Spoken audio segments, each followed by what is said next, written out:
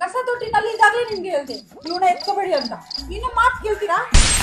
ಏನು ನನ್ನ ಕಸ ತೊಟ್ಟಿಯಿಂದ ಎತ್ಕೊಂಡ್ ಬಂದ್ರ?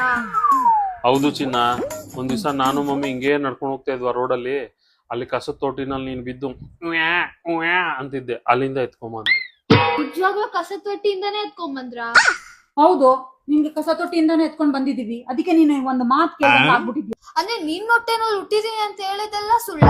ಹೌದು, ಇಲ್ಲಾಂದ್ರೆ ನಿಮ್ಗೆ ಕಸ ತೊಟ್ಟಿಯಿಂದ ಎತ್ಕೊಂಡ್ ಬಂದಿದ್ದೀನಿ ಅಂತ ಹೇಳಕ್ ಆಗತ್ತಾ? ಅಯ್ಯೋ ಫೀಲ್ ಆಗ್ಬೇಡಿ ಚಿನ್ನ, ಮಮ್ಮಿ ಏನೋ ಕೋಪದಲ್ಲಿ ನಿಜ ಹೇಳ್ಬಿಟ್ಟು.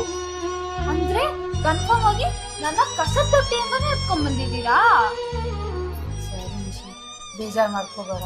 ಏನೋ ಕೋಪಕ್ಕೆ ಏನಾದ್ರು ಹಂಗ ಹೇಳ್ಬಿಟ್ಟೆ ಮಿಶಿ. ನಿಮ್ಮನ್ನ ಕಸ ತೊಟ್ಟಿಯಿಂದ ಎತ್ಕೊಂಡ್ ಬರಕ್ ಯಾರು ಹೇಳಿದ್ದು? ಇದೇನ್ರ ಇದೆ? ನೀವ್ ಎತ್ಕೊಂಡಿರ್ಲಿಲ್ಲ ಅಂದ್ರೆ ಯಾರಾದ್ರೂ ದೊಡ್ಡ ಕೋಟ್ಯಾಧಿಪತಿ ನಾನು ಎತ್ಕೊಂತ ಇದ್ರ?